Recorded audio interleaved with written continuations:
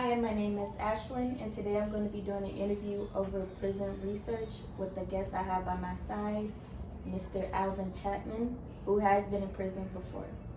I'm going to start off by asking him a few questions, and he's going to tell his story. Okay, are you ready, Mr. Chapman? Yes, ma'am. Okay, so my first question for you is, what did you do to end up in prison? They say it was aggravated. I went to jail for aggravated robbery, organized crime, but it was aggravated robbery. Okay. And what was your mindset going into prison? Like, what was the steps of you going into, like, with court and everything? Like, what you mean, like going to court? So did you first have to go to court and see a judge and everything? Yeah, because you know they say proven innocent until proven otherwise, or however the little thing go.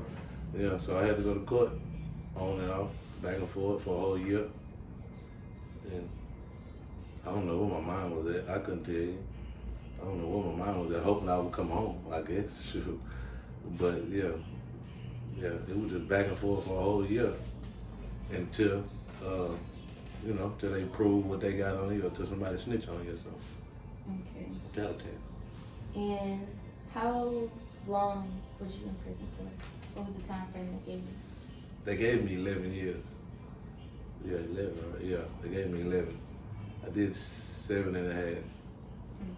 Yeah. Okay, and my next question, if you don't mind answering, is what was the name of the prison you was in?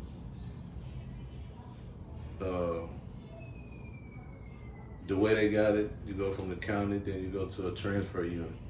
So my transfer unit, I went to Larry Gitz. That's a transfer unit. You're supposed to stay there for like 2 years. But I ended up getting into some trouble and leaving from there. And then passing through this set of Darringtons for like 4 months. And then Gaza for like a month. And then went to the unit that I stayed at for like 6 years. And that was Doc Briscoe. Yeah, Briscoe unit. Yeah, Briscoe unit. Whale in Mexico. Yeah, Whale in Mexico. Okay. And so my next question is, how did it look in the inside? Like once you got in, how was like the rooms and everything? What was the steps of you first going into the prison? The steps, like what they got, the system. Mm-hmm. I'm talking about the steps. I don't know. They got their steps of way of doing things in this system they got. They got a like when you first come up in there, it's like, have you ever seen the steps how they do you when you go to the army? Like when you first go to the army, like how one of the first steps how they cut your hair. Mm-hmm. That's one of the first things they doing now. They put you in like it's a processing. That's what it's called. You go through process, and you they ask you like something like this. They put you in front of a counselor, ask you what you're in there for, ask you do you feel sorry for your crime. They cut your hair bald. I don't care if you had all your hair in your head. They cutting your hair bald. They housing you. They go by your weight where they putting you at in some little room or some little 4x4 cell block. They see where your IQ at, do your little tests, and then it's just a little process. And they really, it's a system. They go through all the little steps of how your case was, and they tell you the percentage of the 50% time of you doing. Like for instance, I had 11. I'm supposed to do 5.5 or 6.5 or something like that. Yeah, 5.5 or 6. And they tell you all that and shoot, send you on about your way, give you a little old mat, and shoot, go on about your little bunk. And you end up with everybody else that's doing time. Okay, my next question for you is, how many guards was usually there day and night? Or did they switch? Was it the same guards during the day, same guard during the night? Oh, no. They switch. It's day shift, night shift. Some units do three shifts, or some of them do just 12 hours. But it's a unit, so let's just say like how Larry gets. It was I don't know, probably I'd say 2,500 people, 2,000. I don't know how many people's on the whole unit, but to cover that one whole unit, you have to have probably like what it was 4 to 5 to each part, or 3 to 4. I say 4, so 4, 8, 12, 6. So 20 to probably 30 of them little security officers that for the whole unit. That's just the inside, because they got to cover. I guess they got their little perimeter system, so where they got the people that ride horses outside. They got some little skyscraper thing to where they stand up, over a rifle. It's slavery. If you ever did pay attention, there's some slavery stuff going on there. But they got their little skyscraper thing where they stand over. So you had all them people. It was probably like 40 people to I guess they say to cover the entryway, to cover the whole unit, because they got a barbed wire fence all the way around the whole building, and I guess they're supposed to have like a car, perimeter checking. So that's, then they got people walking and dog and, on horses. And, so I guess probably like 40, 50 of them people. Okay. Yeah. And then another question is, so say you was in your cell, did they do like daily checkups and everything? Like with the dogs that you just said, or the guards themselves? They did cell search daily, but they did what you call the stupid stuff, shakedown yearly, or 6 months to a year. Like the year, the cell search is random. Like let's say if I was in, like when I became in the dorms, and it was like 125 people, they'll do like morning shift. They'll do 2 or 3 cell searches throughout the time, and they'll just come, search your little cell, search your little bunk, look up under your mat, look up under your stuff, see what you got going on, searching for something. Searching for, whatever they think they got in there. They call it contraband. Okay. Yeah, that's what they call it, contraband. They're going to come in there, and then the annual shakedown is when they shake the whole unit down. They shake everything down. They take the TV apart, the wood. They look up under this. They bring other people from other units or from Huntsville. Because that's the main thing here in Texas. They Huntsville, so they bring everybody from Huntsville and tear everything up. I'm not lying. Tear all your stuff, pour it out in the front of the middle of let's just say, because like bags. I don't even know what kind of bag, but like a big. Let's just say like one of them net bags. You ever seen them? You probably ain't never seen this bag, but it's like a little net bag. And we keep all our stuff in it, food, clothes, shoes, paper, whatever you got. That's all your property. All you pulling up in one little blanket you got it wrapped up in. You pull in that, they lay it all in the middle of their floor. They have people searching stuff because they feel like, and people do, razors, cell phones, weed, whatever. So, and they searching under the sinks, toilets, hot pots, every little item thing that they got in there that they living off of, they searching. So yeah, they do that every year. Okay, and my next question is, how were the guards towards prisoners? Straight up suckers. I'm not lying. But them people, it's all a mental thing in the system. Them people, they get paid to break you, if it makes sense. Like, and then to come into a place every day knowing that I can be somewhat in control of other grown men. Like literally, they coming in there knowing that they can make your time hard, worse. You know what I'm saying? By coming in there yelling, like it was little kids that are 18 years old coming in there. That's their first job, 19 years old. Coming in there yelling at 30-year-old men, telling them to go to sleep. Tell them to lay down, tell them to shut up and write you up. tell them if you look at me this way, I'm gonna write you up for this and make your time go longer, or this, put you in a cage, this. Like, they knew, like, hey, some of them, the security officer people would come up in there knowing, and they would be taught that. Like, literally, they would be taught to come up in there and to be, bossy. Like, get out my chair.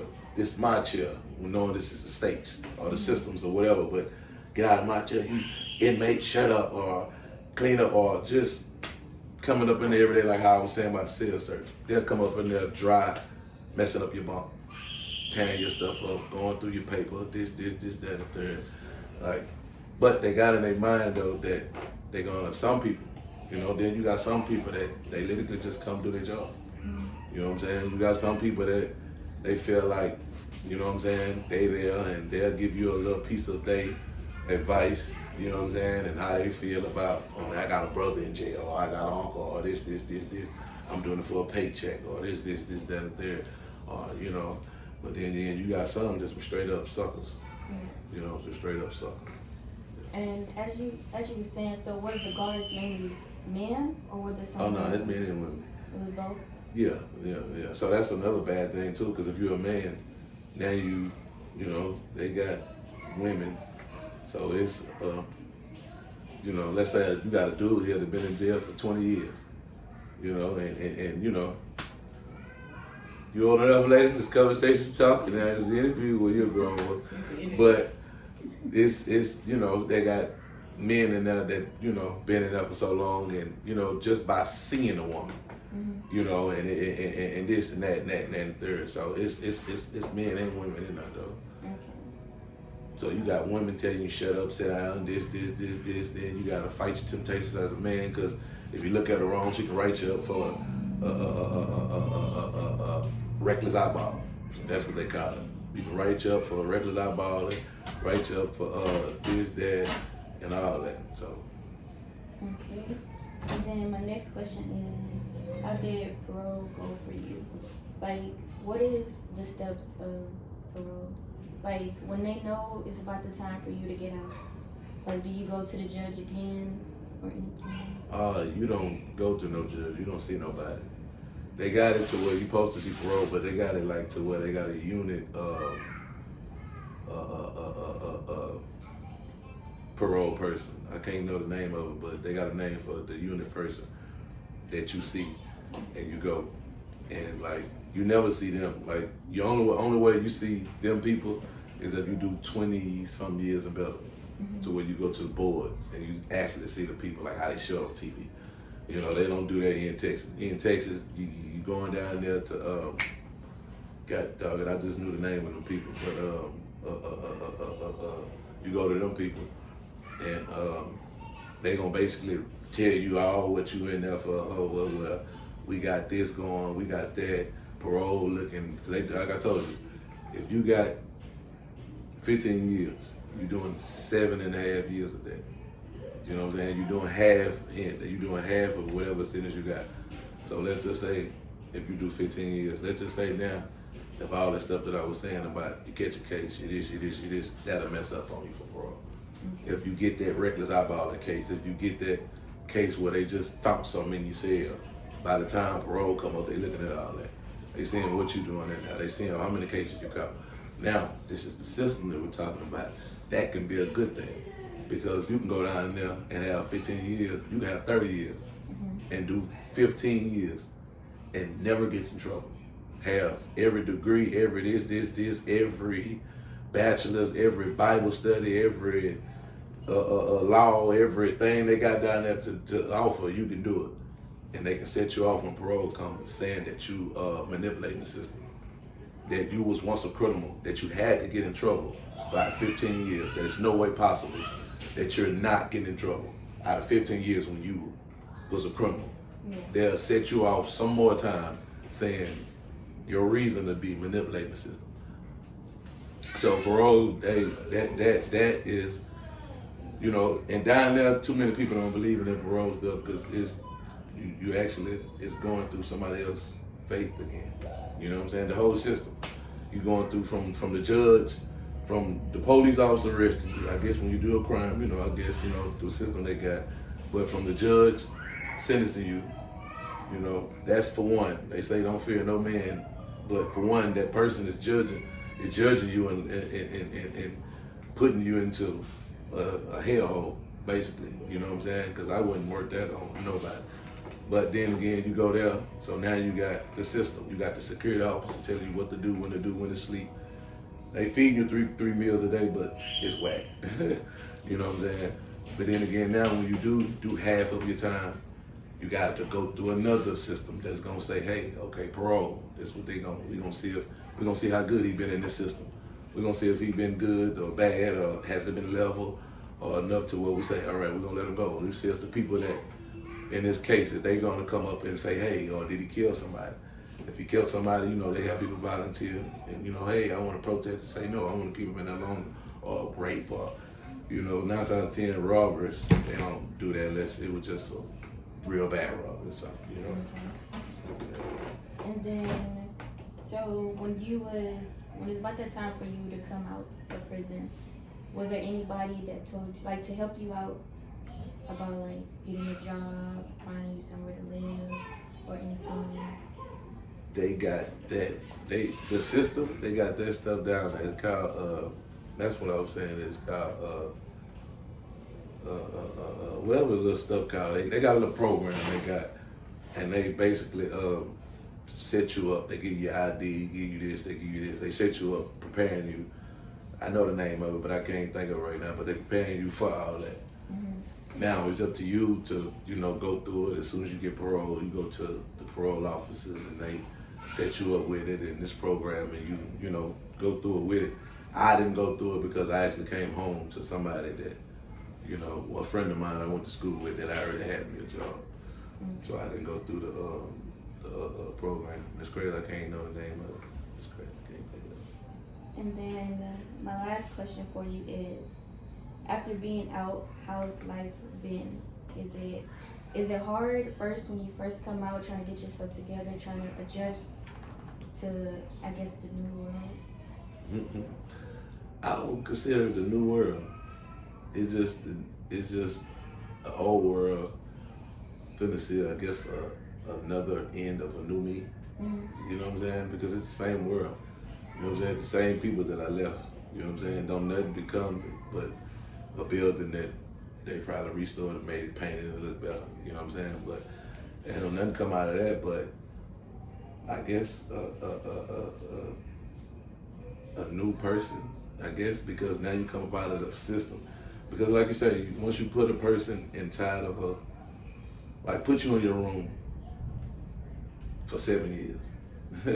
You know what I'm saying? And you just in your room. You're in your room. You don't see nobody. You don't see this. You just start, whatever you're excited now, you start reading books. You start doing this. You start thinking about this. You start doing this. You start elevating this. You start humbling yourself. You start doing this. You start doing that. You're seeing other different type of people that's doing the same thing, or they doing it different, or they doing this. So it's up to your mind, or however you're strong enough, or whatever your vision is, or however your heart going, or wherever you seeing yourself at when you get out, to be able to stop how you just did, or what you just did, or whatever. So you take that and you put that, and you like, okay, the second that I do come home, I'm gonna transition myself to start doing this. Yeah. And it's all because of I sat in the cell and be able to think about it, because, this world, whatever you did do out there, when you in that world, I guess sometimes it's fast. You know what I'm saying? So now you had time to sit down and think about every move. Like they say, it's like how they came up with the game chess. Mm-hmm. They say it's a thinking game. Every move got to be calculated. You make your next move your best move. So that's really what it became with me personally. You know what I'm saying? Because it actually gave me time to sit down and think about everything I got going on. You know what I'm saying? Like this, what you got on your shirt right now. Yeah. You know what I'm saying? It actually made me think about everything I did. And that was just, it could be a good thing and a bad thing to some people. You know what I'm saying? The system. Because actually, if you ever asked me how they built this world, it was all because if you ever read the Bible, when they talking about which Colin was down in the pit, that was the prison. He was in jail. You know what I'm saying? He was around killers, this. You take that and paraphrase that to however you want it. That was prison. You know, because it ain't nothing, no jungle. He wasn't down there with no real lions, this. It was in the den, lion's den. That was the walls. It was the prison system. All the people that was in the prison system was crook, thieves, murderers, this. Everybody in the Bible. Name a book in the Bible from all these people that was in there in the book of the Bible was killers. So you take all those people that was in prison system that was killers, crooks, thieves. You got everybody in here that was in prison system for millions of reasons. Scamming, this, that, and the third. And you take all that into consideration and you build from it. Like they say, Albert Einstein, that man used to be in a room. He was so smart, he had to be in a room. He was so much into thinking about this. You put yourself into a closed environment, you think. And then when you come out of there, you be an Albert Einstein. You be this, you be that guy that like, you be this, because that's one of the most powerful things they can do to me is sit me down. You know what I'm saying? Because, you know, I think too much. You know what I'm saying? So now you calculate every move. You calculate, okay, now like how we talking about the system, I don't like it. You know what I'm saying? So now I got to do everything towards what I got going on or what I've been through, what I learned to, you know, make, you know, to try to maneuver through the system into some kind of way to stop what's going on, or, you know, because it ain't nothing but $1 billion process. Modern day slavery, basically. You know what I'm saying? To where they got their own laws and they make their own rules and put you in the system to where it can make you or break you, basically.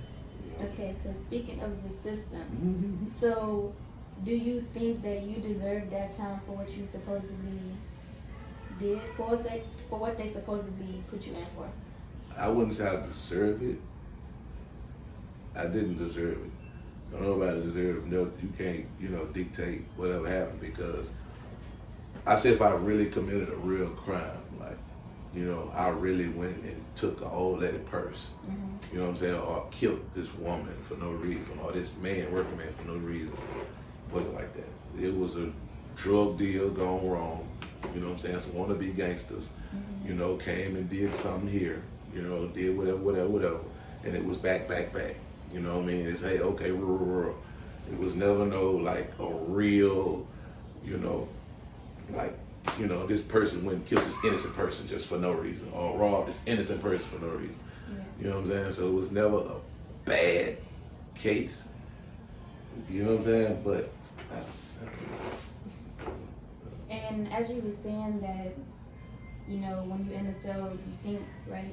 Think about all the things. Did you ever know, you've been in that cell, did you ever think about the making all areas better? Yeah. Like, was that something you thought about and you make that happen right after you came out? Yeah and no. Yeah, because it actually came from the actual click, MSG, Mark's Douglas, Mall World. But it was actually me transitioning that into me having the GSM MSG backwards, God Save the 5 members. So it was actually me attaching towards that and having a mindset of me coming home doing that. But as I came home, I was attached and brought to Mark, or the abbreviation was brought into a knowledge sense, if that makes sense. You know what I'm saying? To where it came to the sense of it all interacted together. You know what I'm saying? Like, it was already in my heart saying, okay, man, I'm gonna come home and I'm gonna do this. I'm gonna get the kids together, man. I'm gonna start my own little basketball league. I'm gonna get the kids from this. I know how to grab the kids. I'm gonna start my own record label. Because for one, music is the most powerful thing, the voice, you speak out of it. I said, man, kids nowadays, they love to be rappers, gangsters, everybody on their TV. So I said, I'm gonna get the rap game. I'm gonna try to get the rap game from the kids. I'm gonna try to get the sports from the neighborhood. I'm gonna be more active in the neighborhood. I'm gonna use the so-called street gangster they once called me and use that to say, hey man, you know, I'm gonna use that to say, hey man, come on, you know, do this, now. So when I did come home, and it was like that sense of knowledge was like, okay, hey man, making our areas better. Okay, bam, there you go. You know what I'm saying? That is because the actuality of the name, Mark, it's a real, like it was real click. Like it was Mark style. You know what I'm saying? So everything was catchy. You know what I'm saying? So I ain't gonna lie to you, I did see it while I was in there. I seen it. Like, I'm not lying, I seen it. Now how it came together, that's why it's just, I guess that's why we say, or some people say, that there is a creator, because it came together so, you know, it just, you know what they say, beautiful or amazing? It came together like how it's supposed to. You know what I'm saying? So you didn't picture it being as, I guess, broad as it is now, with, you have nonprofit organization, but you also have Mob ENT. Oh no, it was always that. It was always It both was always, of them, or you yes. just wanted It was always the record label gonna do what the record label gonna do, because it have its own job. You know what I'm saying? Like, the record label is all the entertainment. You know what I'm saying? I can go get the football players, the basketball players, the rappers, the thugs, the gangsters, the non-gangsters, the this, the that. And a non-profit, I need them same gangsters, them same football players, them same rappers, them same thugs, them same wannabe gangsters over here to transition these same kids that want to be just like all of them. You know what I'm saying? So it could be a win-win situation to where y'all gonna do what y'all need to do. It's entertainment world. That's all this world really is. It's an entertainment world. You know what I'm saying? To us, they showing this community as entertainment. To us, it's just action to us as a community. You know what I'm saying? But in the real world, that's why it's called the system. Because the real world, you really can get in trouble. You know what I'm saying? You really gonna go to jail.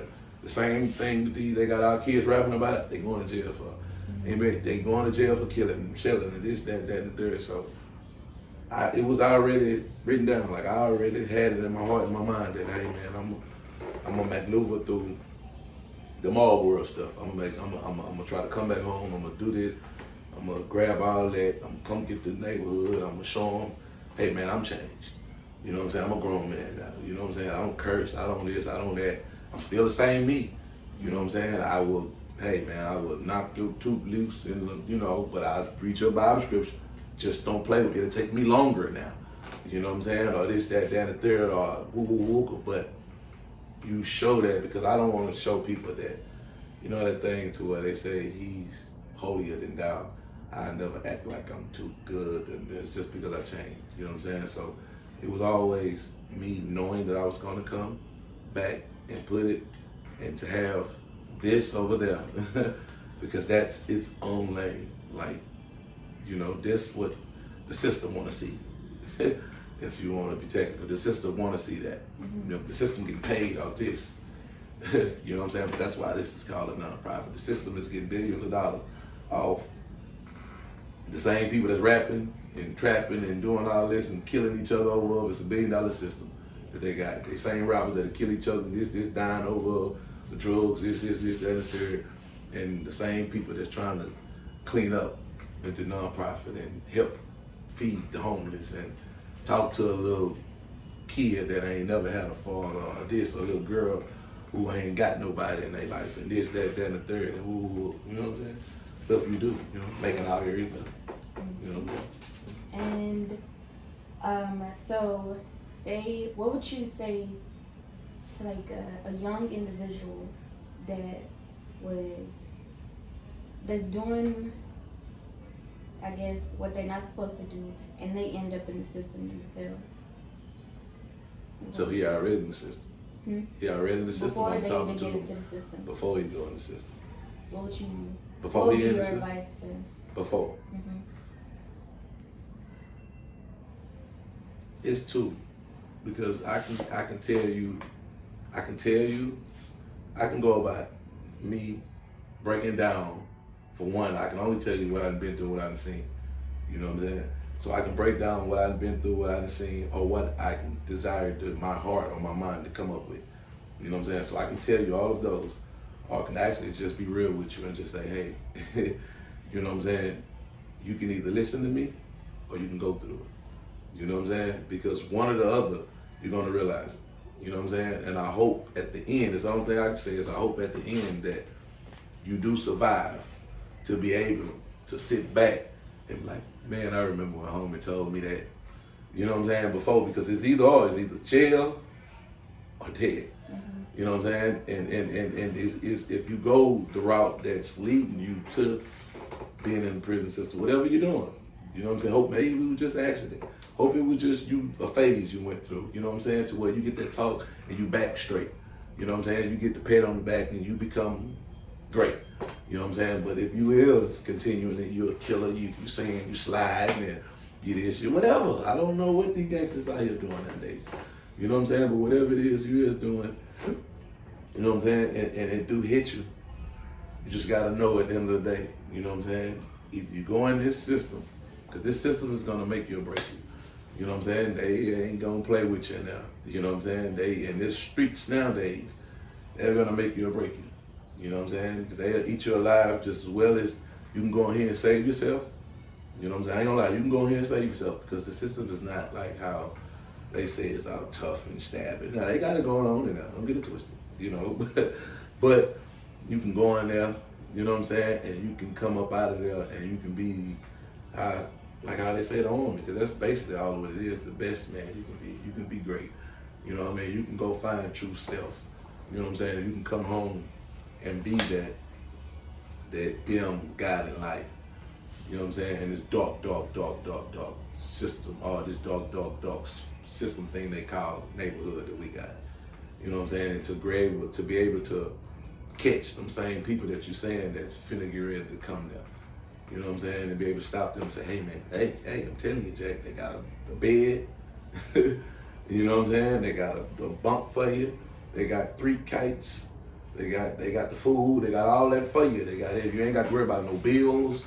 You ain't got to worry about nothing. You got to worry about none of that. But you gonna have to go in there and live by them people's rules. So, you know what I'm saying? So, you know, before that, or before somebody gonna be having you with a T-shirt on. You know what I'm saying? 'Cause nowadays, that's the most #1 selling thing too. You know, put a T-shirt on. You know, they gonna rest in peace you in a heartbeat. Have your shirt and have you at the funeral in a little bit and have you on Instagram. You know what I'm saying? R.I.P. or gone too quick, gone too soon, or whatever that is nowadays. So, and then we doing it to ourselves. It's mainly what it is too. We're doing it to ourselves. Guarantee you, whatever it was a black kid and a black kid. 9 times out of 10. The system. Okay, and that is the end of this video. Thank you, Mr. Chapman, for doing this interview with me. And okay, that's it.